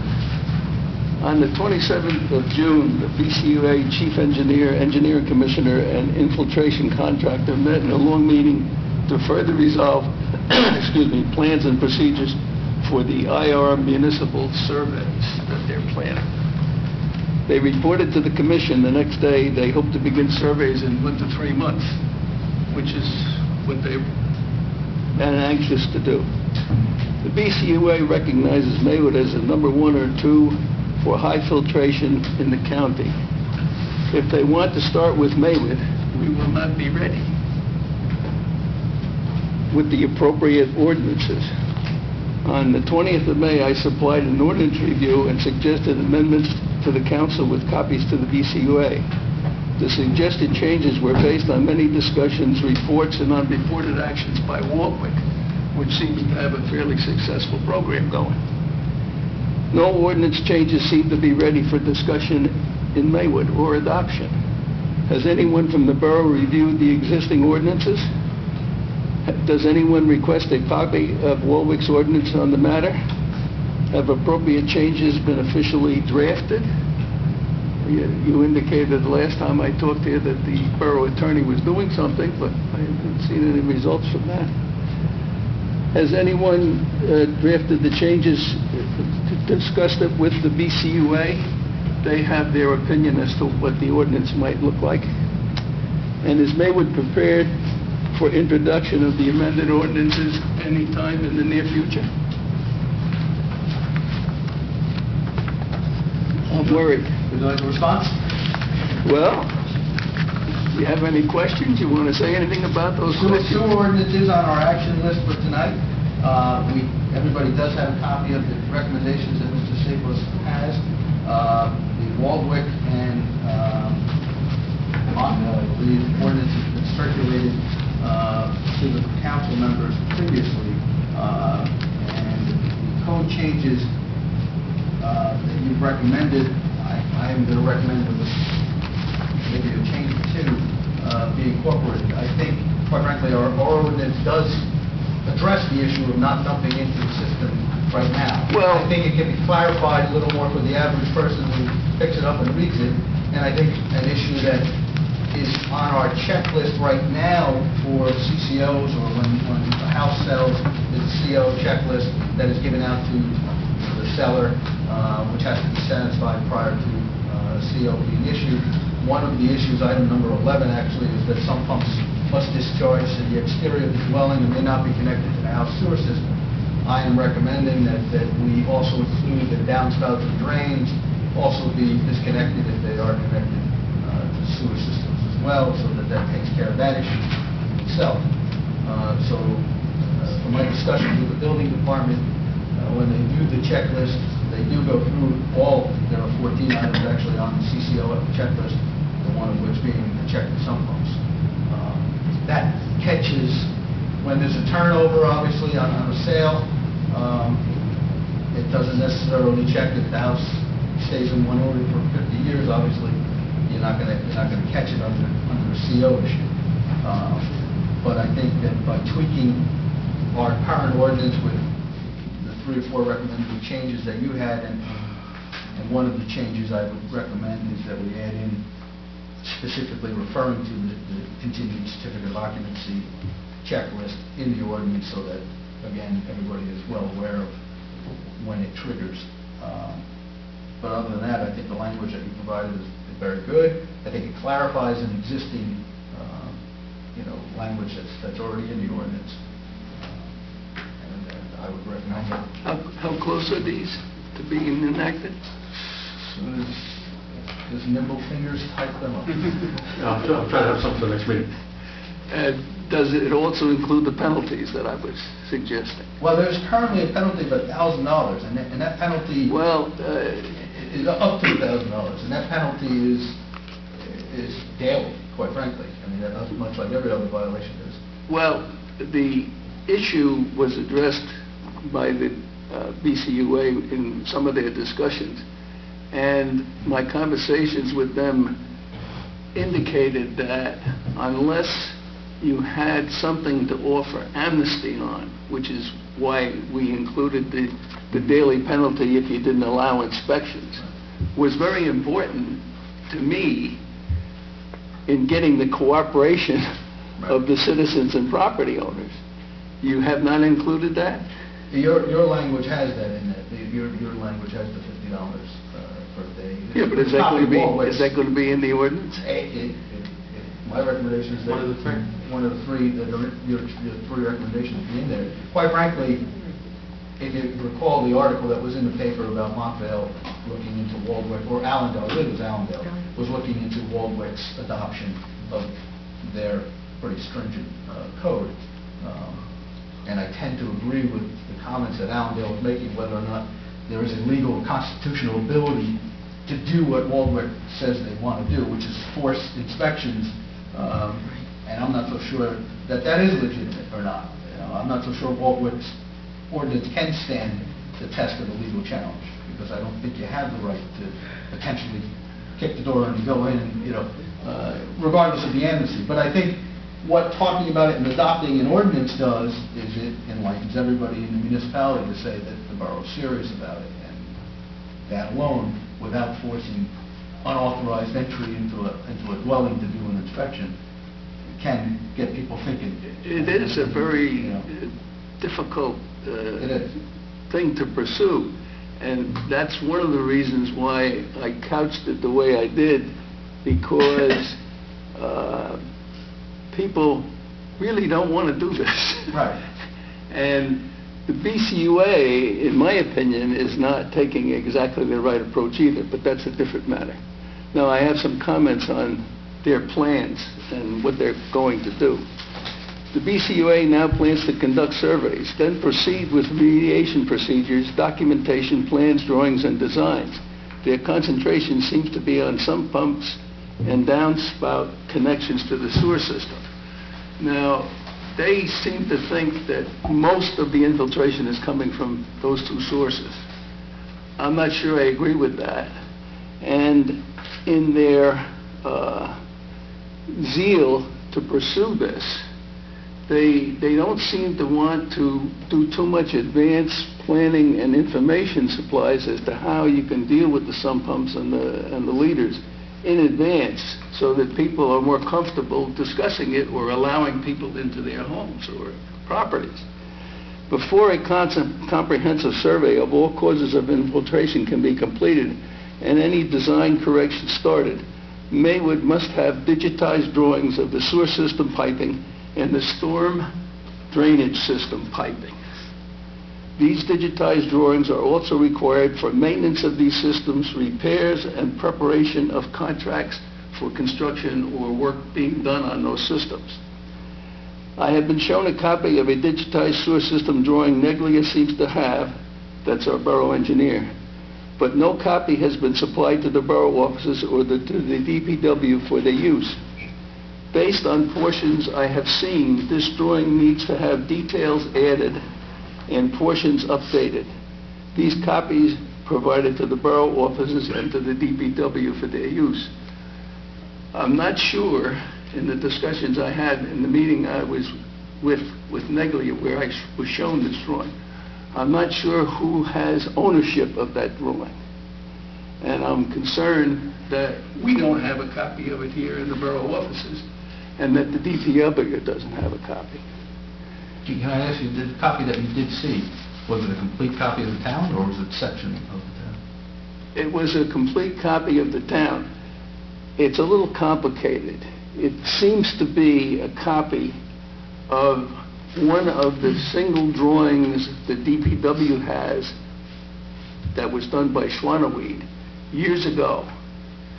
The copy I saw Neglia showed me looked like that, but it seemed to have more on it.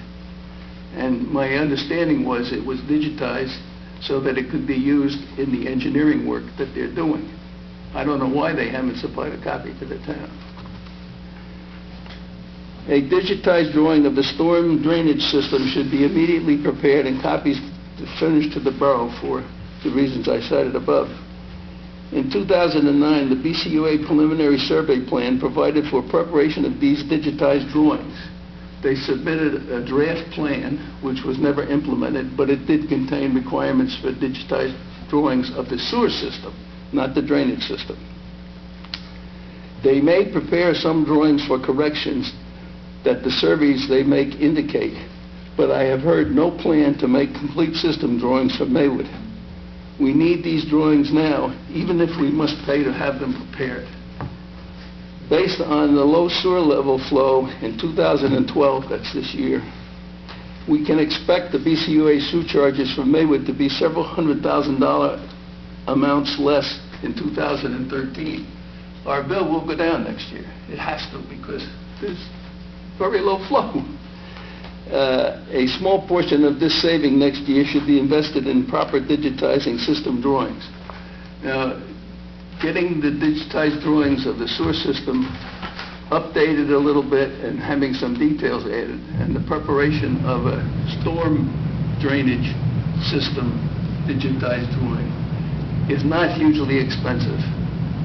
The digitizing of that drawing that I mentioned that the DPW has can be digitized. I think Neglia has already done it, but they may have done it at their own expense, and maybe that's why they don't want to yield a copy of that drawing.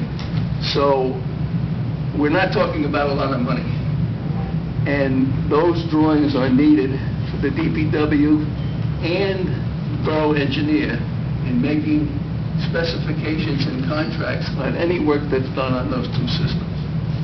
And as I indicated, these systems, the pieces of those drawings that I have seen details of indicate to me that they are not complete and not necessarily accurate. So I think that should be investigated and something done about that. Okay? Thank you. Very well done. Thank you, sir. Anybody else opposed?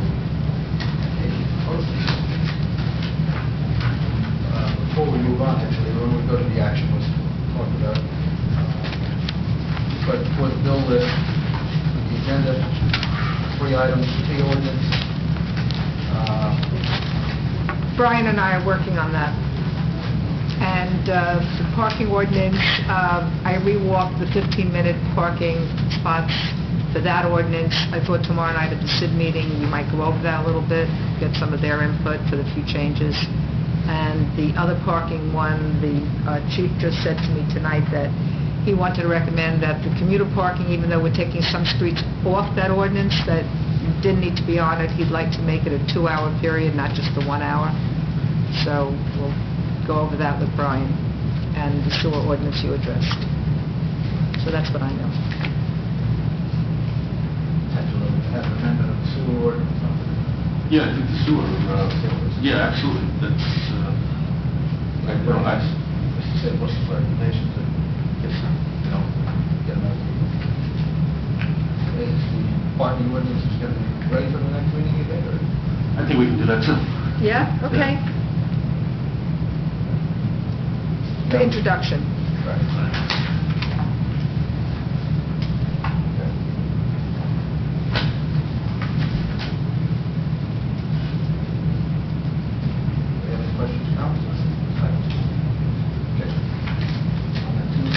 Resignations.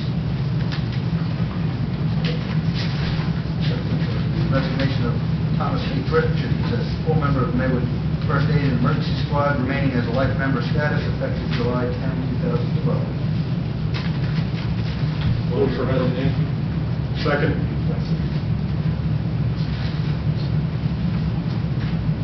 Roll call. Savage? Yes. Fleischman? Yes. Oriana? Yes. DeBrey? Yes. Ballerini? Yes. Okay, we have no appointments. We have approval of 3 items on for approval. One from the Maywood Police Department for permission to host the annual National Night Out event on Tuesday, August 7, 2012, in Memorial Park from 6 p.m. to 10 p.m. And number 2, from the Board of Education, permission to use the Maywood Swimming Pool on June 12, 2013 for the annual band choir pool trip. And number 3, from the Adler Aphasia Center, for permission to hold an off-premises 50/50 raffle on September 27, 2012 at 8 p.m. Care to move for approval? So moved. Second. Roll call. Savage? Yes. Fleischman? Yes. Oriana? Yes.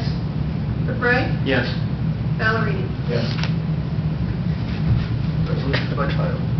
Resolution 10212, resolution awarding professional services contract to EWMA in the Borough of Maywood, Bergen County, New Jersey. Move for adoption. Second. Roll call. Savage? Yes. Fleischman? Yes. Oriana? Yes. DeBrey? Yes. Ballerini? Yes. Introduction of ordinances. Ordinance 812, bond ordinance to authorize the resurfacing of Spring Valley Road from West Pleasant Avenue to the vicinity of Cumming Avenue and Felter Avenue, entire length, in, by, and for the Borough of Maywood, in the County of Bergen, State of New Jersey, to appropriate the sum of $250,000 to pay the cost thereof, to authorize the issuance of bonds to finance such appropriation, and to provide for the issuance of bond anticipation notes in anticipation of the issuance of such bonds. Move for introduction. Second. Question? Yes. 2 questions, actually. The $250,000, is that going to cover soft costs, legal, engineering? Yes. Yes. Okay. Secondly, years past, last year in particular, we ran into a problem because the ordinance was too restrictive. It names only those streets. So if there's funding left over, we can't use it for anything else. You're going to run into the same problem we did last year. So wouldn't it be... Because you can't be so broad in an ordinance. Well, you couldn't say paving various roads in the vicinity of, instead of saying it has to, because last year we couldn't pave the one street because the ordinance didn't say so. But this, yeah, because the intent of the original ordinance wasn't to pave that other street. This ordinance is related to a DOT grant. So what's driving the ordinance is the grant, what was requested. Now, Well, I guess the question would be that, say, we're on Spring Valley and half of Sanzari needs it. Well, first of all, you'd have to address it on the grant side. It doesn't qualify on the grant.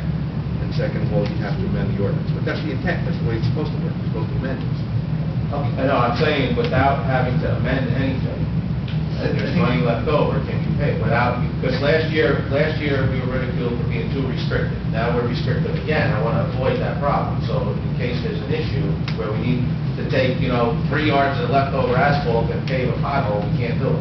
So how do we do that? I think you need to have that conversation with bond counsel. I'm sorry? I think you need to have that conversation with bond counsel.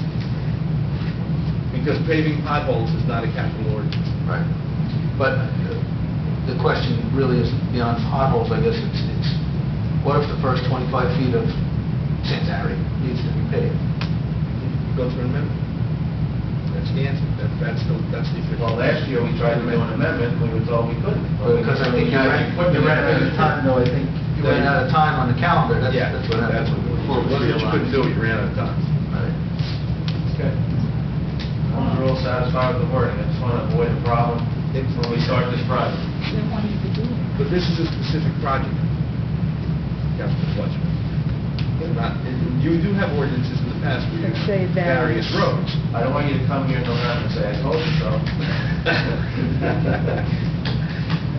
Thank you. I think also if it wasn't a bond, then we have to do one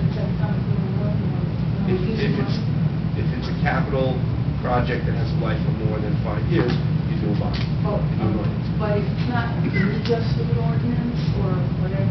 You can pay for it yourself. Various You can pay for it. roads, We can pay for it on streets and roads, and if you really want to. Okay, I think I understand. I agree with that. Thank you, Chuck. Thank you.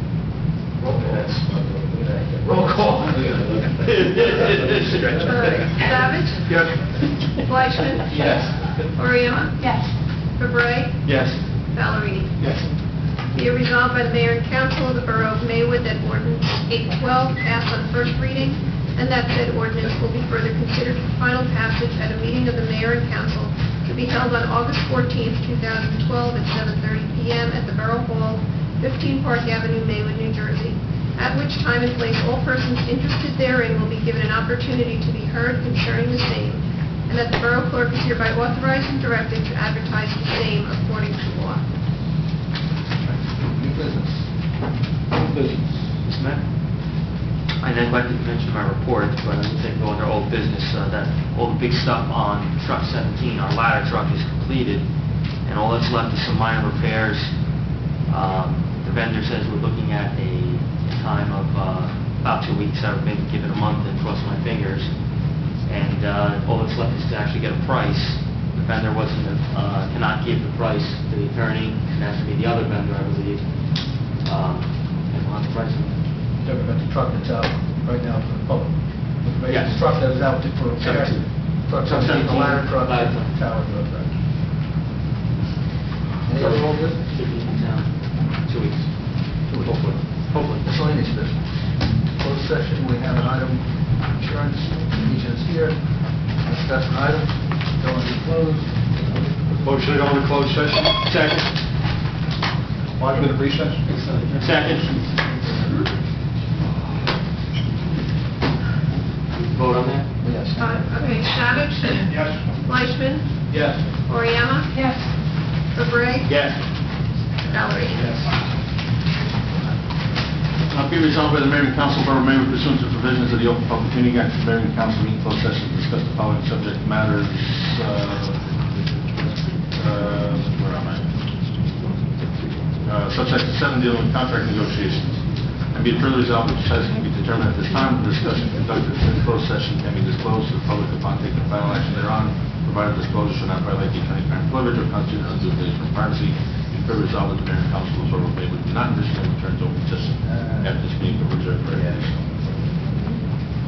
Just get personal issues as well, the resolution.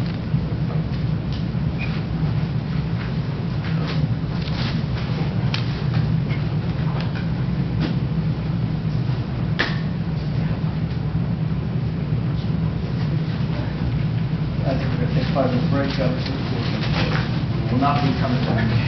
No, we will not be coming back.